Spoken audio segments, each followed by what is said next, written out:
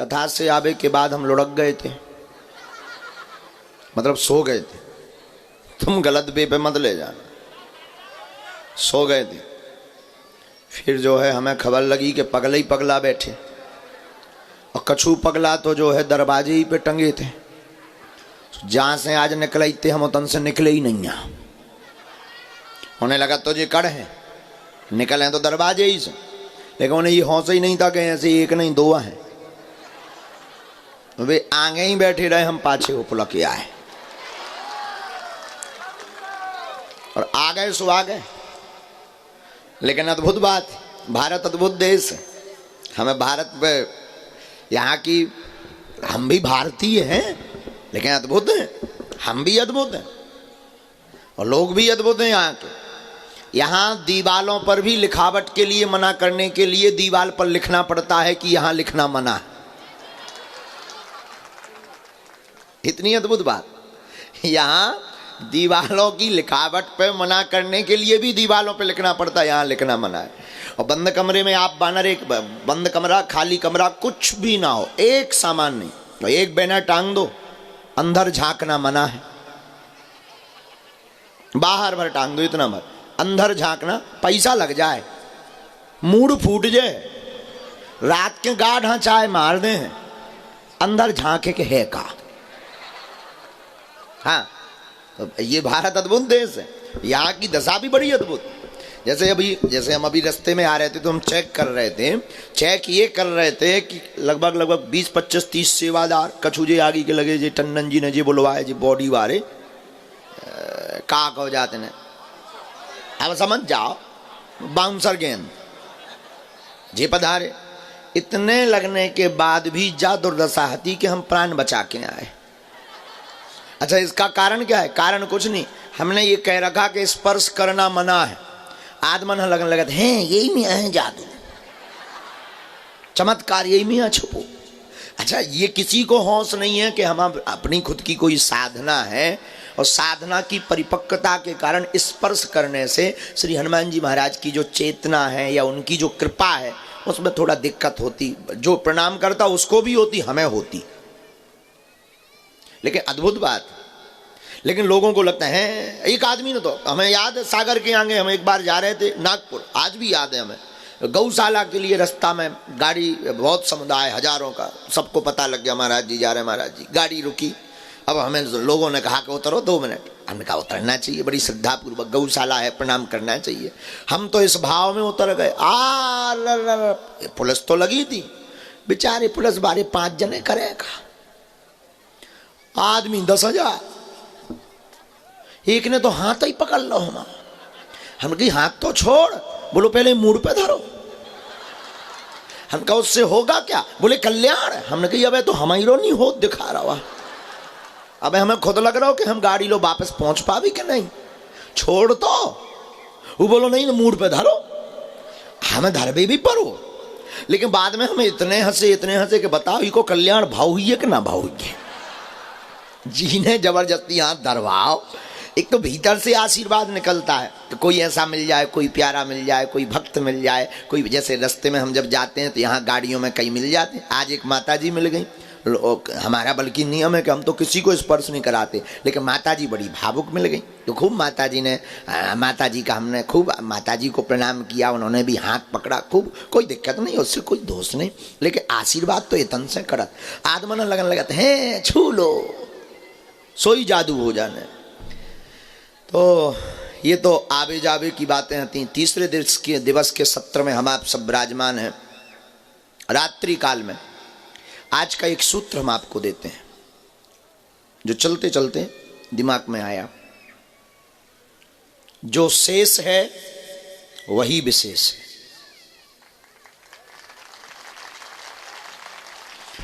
जो बीत गया सो बीत गया। अनेक युवान बहन और भाई ऐसे यहां बैठे हैं जिनका जीवन भगवान के बिना, माता पिता की सेवा और गुरु की सेवा किए बिना बीता है। माता पिता की अब तक अवहेलना की, उल्टा बोला और ये लगा कि ये हमारे रास्ते में बाधक हैं। गुरुजनों को तो माना ही नहीं कभी, सब में काल नेमी दिखाई पड़े। सब में पाखंडी दिखाई पड़े, सब में ढोंगी दिखाई पड़े, और माता पिता तो रास्ते के लिए, स्वतंत्रता के लिए कई युवाओं को रोड़ा लगे, ये बाधक है, साधक नहीं है। और ऐसे युवा माता पितृ और गुरु अवहेलना से जिंदगी में एक दोष प्रकट कर लेते हैं। याद रखना, मां पिता और गुरु इस धरती के भगवान है।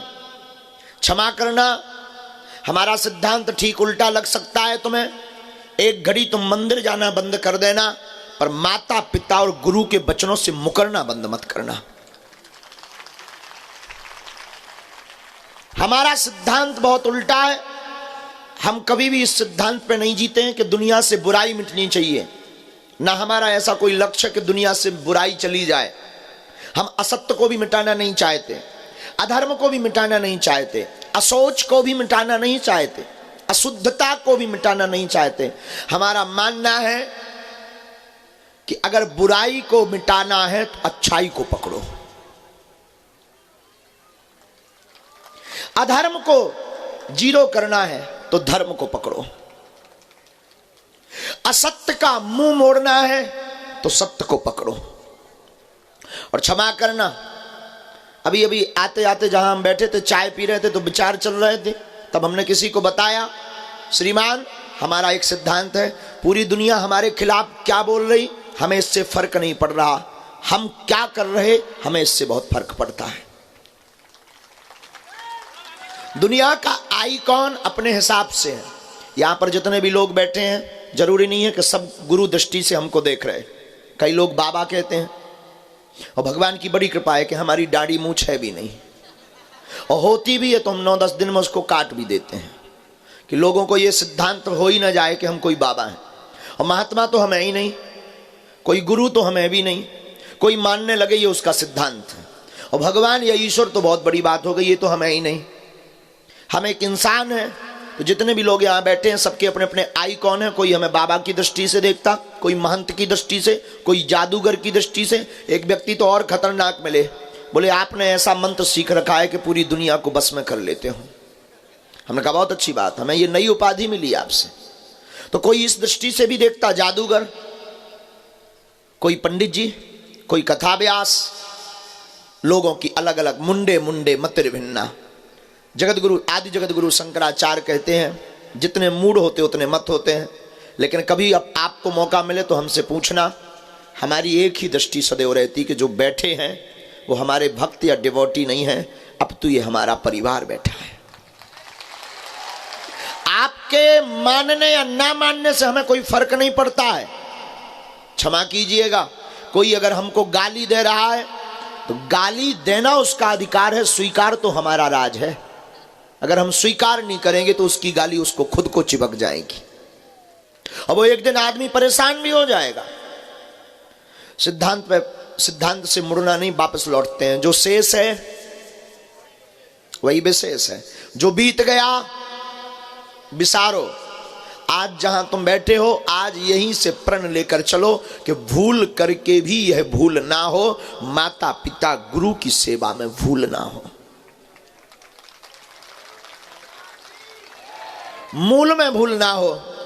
चलो दूसरा सिद्धांत सुनो। भक्त कौन कौन बनना चाहता है? क्या आप चाहते हैं कि ईश्वर की भक्ति मिले? क्या आप चाहते हैं कि उनकी भक्ति में हम डूबे? क्या आपको यह पता है कि आप भक्त बन सकते हैं? क्या आप मानते हैं कि आप में इतनी सामर्थ्यता है कि आप भक्ति प्रकट कर सकते हैं? बिल्कुल गलत। ये आपने जोश में बोला है, हौस में नहीं बोला है। आप अगर ये मानते हैं कि भक्ति में ईश्वर को पाया जा सकता, ये सत्य है। लेकिन अगर आप ये मानते हैं कि हम भक्ति को प्रकट कर सकते हैं, तो ये बिल्कुल झूठ और मिथ्या है। क्योंकि भक्ति इतनी सरल होती तो आज पूरी दुनिया में जगह जगह भगवान के भक्त दिखाई पड़ते, अधर्मी इतने नहीं होते। अब सिद्धांत यह है कि हम और आप भक्त नहीं बन सकते, तो क्या हुआ? एक काम करो, नया टिप्स है आपके लिए, किसी भक्त के चरण पकड़ लो। भागवत का एक प्रसंग है गज और ग्राह का, जानते होंगे। एक मगरमच्छ का पैर हाथी पकड़ता है। हाथी बड़ा बलवान। हाथी को अभिमान था कि मेरे अंदर 10,000 हाथियों बराबर बल है, मैं दुनिया का बहुत बलवान आदमी हूं, मेरा कोई कुछ बिगाड़ नहीं सकता। हाथी अपनी पत्नी के साथ, बच्चों के साथ एक सरोवर में क्रीड़ा करने गया। सरोवर में स्नान करता है, क्रीड़ा करता है, तब तक उस हाथी का पैर एक मगरमच्छ पकड़ लेता है। हाथी अभी भी अभिमान में भरा था। हाथी को लगता था कि कोई छोटा मोटा जीव होगा, मैं इतना बलवान हूं, मुझे भला कौन पकड़ सकता हो। शायद ये प्रत्येक इंसान की भूल होती है। उसको लगता है कि मैं गलत नहीं हूं, मैं बहुत अच्छे मार्ग पर हूं, मैं बहुत अच्छी जगह पर हूं, मैं बहुत अच्छे लाइन पर जा रहा हूं। और प्रायः यही अभिमान, यही मगर पैर पकड़ लेता है हर इंसान का। और जो दुर्गति उस हाथी की होते होते बचती है, वही इंसान की दुर्गति होती है। हाथी ने कहा, कौन मुझे मारेगा? होगा भी कोई छोटा मोटा जीव, यूं उठा करके मैं बाहर ले आऊंगा, कुचल डालूंगा, मसल डालूंगा, मार डालूंगा।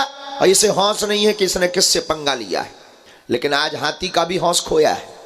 उसको भी हौस नहीं है कि जल के जीव को जल में बहुत ताकत होती है, थल के जीव को थल में ताकत होती है। थल का मतलब पृथ्वी।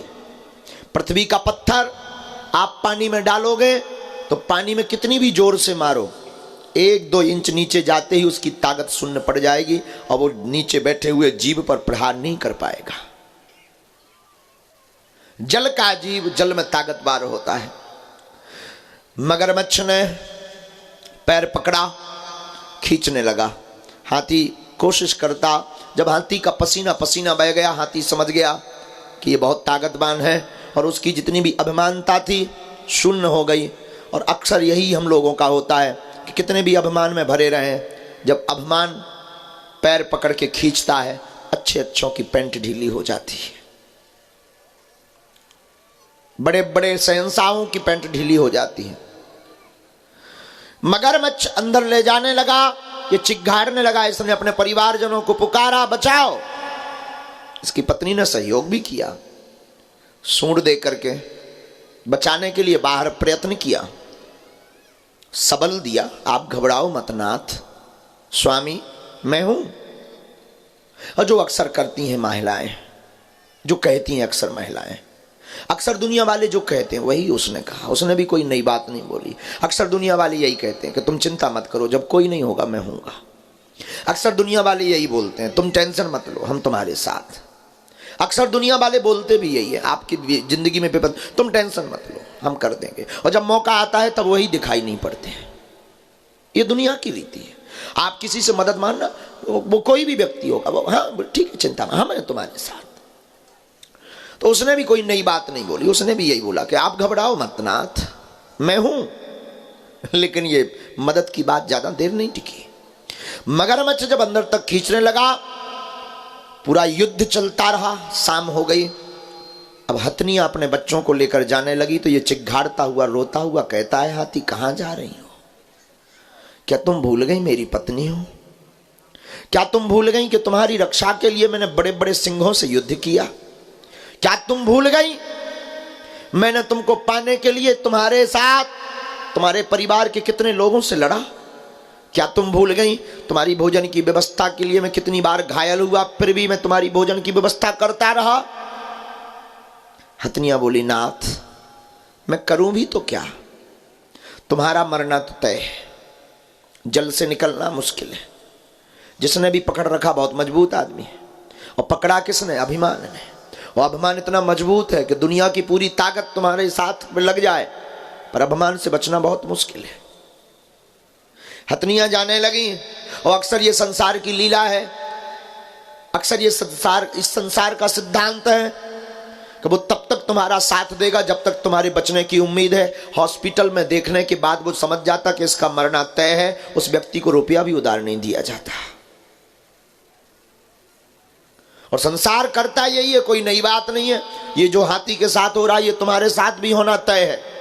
ये जो तुम मूड मत में बैठे हो, ये जो तुम बड़े सिद्धांत में बड़े बड़े सपने लेकर बैठे हो कि हमारा कोई बिगाड़ नहीं सकता, हमारे साथ पूरी कायनात लगी है, हमारे साथ पूरा परिवार लगा है, हमारे साथ हमारा समाज, हमारा परिवार, हमारी दुनिया, हमारा बल, हमारा पैसा, याद रखना ये एक भी तुम्हारा साथ नहीं देंगे जिस दिन अभिमान तुम्हारा पैर पकड़ेगा। यहां तक कि तुम्हारा परिवार जिसके लिए तुम दिन रात डूब रहे, मर रहे, रातों भर भोजन नहीं कर रहे हो, संतों का संग नहीं कर रहे हो, जिसके लिए तुमने कथाओं की अवहेलना कर दी, संतों की अवहेलना कर दी, जिसके लिए तुमने ईश्वर के घर पर भी काम के चक्कर में जाना बंद कर रखा, आज नहीं मैं कल जाऊंगा, आज से पूजा नहीं मैं कल से करूंगा, ये वही दुनिया जिनके लिए तुम रातों भर रो रहे हो। याद रखना ये तुम्हारी मौज में सब बाधक हैं, जब तुम्हारे ऊपर विपत्ति आएगी ये सब मुंह मोड़ लेंगे। हथनियां जाने लगी, ये चिघाड़ता रहा और वो रुकी भी नहीं और रुकता भी नहीं है जमाना। यूं तुम मान करके चलो कि उसकी ऐसी वाली होगी, हमारी पत्नी ठीक होगी, ये कहने की बात है। इंसान की वृत्ति जितना सिस्टम फिट है वो पूरा हो करके रहेगा। भाग गई, अब इसे अंत तो गत्वा मौत नजर आई तो इसने सोचा भी ईश्वर को याद कर लिया जाए। और अक्सर यही लोग करते हैं, तुम लोग भी यही भूल करके बैठे हो, जब दुनिया से हार गए हो तब तुम्हें ईश्वर और बागेश्वर याद आया है। उस हाथी ने भी कोई बड़ी बात नई बात नहीं की, तुम भी वही करके बैठ रहे हो, वही करने तुम बैठे भी हो। जब तुम हार गए, जब तुम्हें लगा कि तुम्हारा परिवार अब ठीक नहीं कर पाएगा तुम्हारी बीमारी, जब तुम्हें लगा कि तुम्हारा डॉक्टर ठीक नहीं कर पाएगा, जब तुम्हें लगा कि दुनिया की हर दवा फेल है, तब तुम दुआ मांगने चले आए हो। बदमाश, इतने बड़े बदमाश हो। अब ईश्वर अगर ठीक कर दे तो ईश्वर है, और नहीं करेगा तो तुम भगवान को भी प्रमाण पत्र दे देते हो कि भगवान नाम की कोई चीज नहीं है। आखिर तुमसे बड़ा बदमाश होगा कौन? कोई नहीं होगा।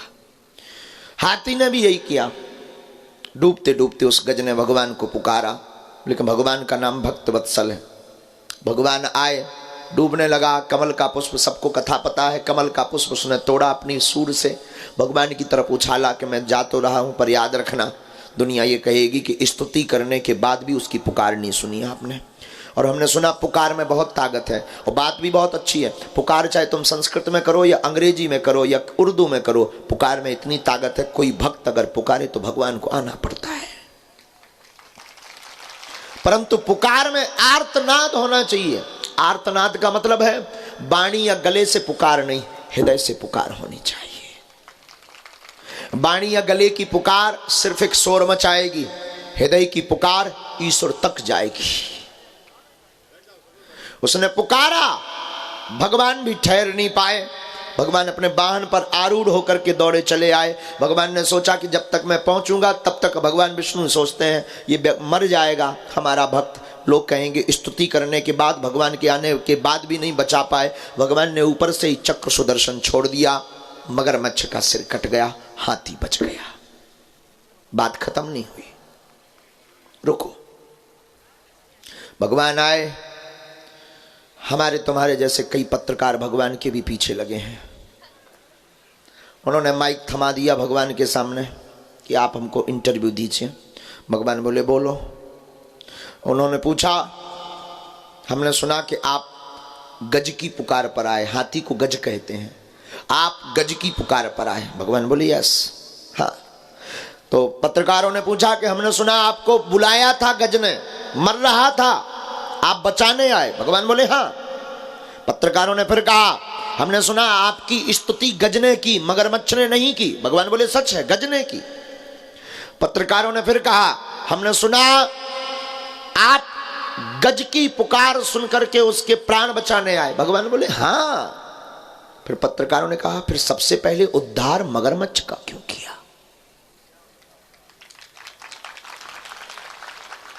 पुकारा गज ने, आए गज के कारण, बुलाया गज ने, स्तुति उसने की, पुकार उसने की, उद्धार मगरमच्छ का। ये कौन सी इंसाफी है? ये ना इंसाफी है। बेफिजूली की बातें बंद करो। भगवान भी भगवान है। भगवान मुस्कुराकर बोले, अरे पगला, बुद्धू, मूड मत, धूमकेतु, सत्य है। पुकारा गज ने, आए गज के कारण, बुलाया गज ने, पर बेटा वो हमारा भक्त है, गज हमारा भक्त है। हमारे भक्त का उद्धार तो निश्चित है। जो हमारे भक्त के चरण पकड़ लेता, हम उसका पहले उद्धार कर देते।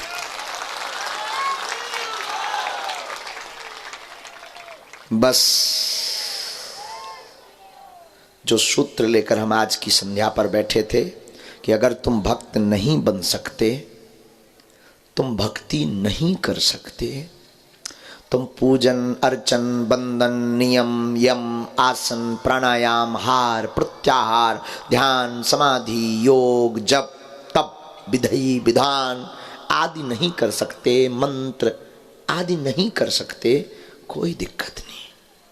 कोई प्यारा सा भगवत भक्त हो जिसका हृदय एकदम लबालब भरा हो, जो एकदम डूब रहा हो, जिसे होश ना हो, जिसके अंदर बेहोशी छा रही हो, जो अपने आप में मस्त हो, जो एकदम अलमस्त हो, जो अपने आप में एकदम कनेक्ट हो चुका हो, जिसे ये भान ना हो कि तुम हो भी कि नहीं, जिसे ये होश ना हो कि तुम हो कौन, जिसे ये होश ना हो कि तुम कह क्या रहे हो, ऐसे अलमस्त फकीर के चरणों को पकड़ो। जब उस पर कृपा होगी, तुम पर पहले हो जाएगी। और उसका उदाहरण अगर हम दुनिया के कई संतों का दें, कई भक्तों का दें, तो शायद तुम्हारी बुद्धि में भरेगी नहीं बात। उसका प्रत्यक्ष उदाहरण हम हैं। हमने अपने गुरुदेव के चरणों को पकड़ा, बालाजी ने कृपा कर दी। कहाँ?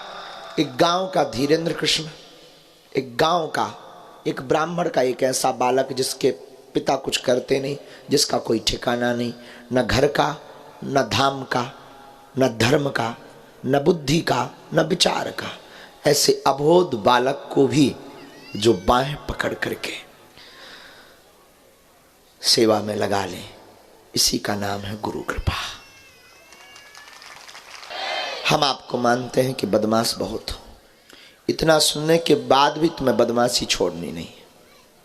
कई लोग तो ये भी पूछेंगे फायदा क्या है, गड़ा हुआ धन मिलेगा क्या, दो दो लुगाई मिलेंगी, शादी कब होगी, कब मकान बनेगा, विधायक कब बनेंगे, कब लोग हमें जानेंगे। तो मांगोगे यही दो कौड़ी की बात, वहां तो हो गई। हम महात्माओं के पास भी जाते हैं तो दो कौड़ी की वस्तु मांगने, मांगते भी क्या, एकदम फिक्स है, कॉन्सेप्ट क्लियर है। हम तो कई बार बड़ा हंसते अकेले में, लोगों का कॉन्सेप्ट क्लियर है, मकान दुकान कर्जा मुक्त नौकरी लुगाई लड़का और यश कीर्ति वैभव और गाड़ी, और कुछ मांगने ही नहीं आता है। इसके अलावा कोई मांगता भी नहीं है। हमें प्रसन्नता, माफ करना, तुम्हें अगर मांगने का मौका मिले ना कभी ईश्वर से या अपने गुरु से या किसी बुद्ध पुरुष से, तुम्हें मांगने का मौका मिले तो एक काम करना, देने वाले को ही मांग लेना। कभी मौका मिले, किसी बुद्ध पुरुष के पास तुम्हें मौका मिले खड़े होने को, किसी महापुरुष के सामने तुम्हें बैठने का मौका मिले, किसी अलमस्त फकीर के पास तुम्हें एक पॉइंट मिले, एक चांस मिले, गोल्डन चांस, डायमंड चांस, हीरा जैसा, उस चांस को तुम भुना लेना। दो कौड़ी की वस्तु मांगने में उस टाइम को बर्बाद भी मत कर देना, क्योंकि ये जो वस्तुएं हमने तुम्हें बताई हैं, ये तुम मांगोगे, इनसे दुख ही पाओगे। और देने वालों को अगर मांगोगे कि देने वाला हमारा हो जाए, तो जितनी संसार की वस्तुएं हैं वो तुम्हारी हो जाएंगी। ये तुम्हारे लिए एक की है, मास्टर की। लेकिन मती मारी जाती है, जब मांगने की बारी आती है तो कुंभकर्ण जैसी नींद मांग ली जाती है। कुंभकर्ण भी मांगना चाहता था कि मैं 6 महीना जगूं, एक दिन सोऊं, लेकिन मांगा क्या, 6 महीना सोऊं, एक दिन जागूं। और तुम भी यही आते हो, कई बार तुम दरबार में ऑब्जर्व करते हैं, कुछ सोच कर आता है, बोलता कुछ और है, मांगना कुछ और चाहता, कुछ और मांगता है, लेकिन तुम फिर भी अभी भी मांगने ही बैठे हो। आधे से ज्यादा लोग तो परिचय के चक्कर में, हो सकता है यहां चांस लग जाए, दिन में नहीं लगा तो क्या हुआ, हो सकता है यहां तो सुन लेंगे, कोई हल बता देंगे। सबका हल यही है कि हल देने वाले को अपना बनाओ। तो सूत्र पुनः शायद क्लियर हो गया दिमाग में तुम्हारे कि अगर भक्त नहीं बन सकते तो भक्त के क्या पकड़ो, पैर वैसे मत पकड़ना कि वो गिर पड़े। हाँ, कई दो प्रकार से पैर पकड़े जाते हैं, एक तो चरणों में निष्ठा, दूसरा चरणों को पकड़ो कि सामने वाला ही गिर जाए। और अक्सर ऐसा होता है, क्षमा करिएगा, किसी गुरु को बुरा लगे तो माफ करिएगा, अक्सर ज़्यादातर गुरु बहकते भी हैं तो चरण पकड़ने वालों के ही चक्कर में बहकते, अक्सर अक्सर। और जो तुम्हारे चरण पकड़ रहा है जरूरी नहीं है कि वो श्रद्धा से पकड़ रहा, हो सकता है उसका स्वार्थ बोल रहा। और ज्यादातर चरण पकड़ना स्वार्थवश ही। और माफ कीजिएगा, तुम्हें चरण पकड़ना ही है तो ये जगह जगह भटकने वाली बातें बंद करो, दरबारों में भटकने की बातें बंद करो। तुम्हारे माता पिता भी उस दरबार से कम नहीं है जहां घर में बैठे हो, तुम्हारे गुरु भी कम नहीं है। एक गुरु के चरणों को पकड़ो, दुनिया की पूरी कायनात तुम्हें मिटाने में लग जाएगी पर तुम्हारा बाल टेढ़ा नहीं हो सकता। पार्वती को शिवजी मिल गए गुरु निष्ठा से, पार्वती के गुरु नारद, नारद जी की निष्ठा पर पार्वती जी को शिवजी मिल गए। तो क्षमा कीजिएगा, हम लोगों को शिव नहीं पाना, हम लोगों को 100 से शिव बनना है। अभी 100 है, शिव बनना है। तो कॉन्सेप्ट एकदम क्लियर है, जो शेष है बोलो ना विशेष है। कल का सूत्र कल, आज की प्रश्नोत्तरी की चर्चा शुरू।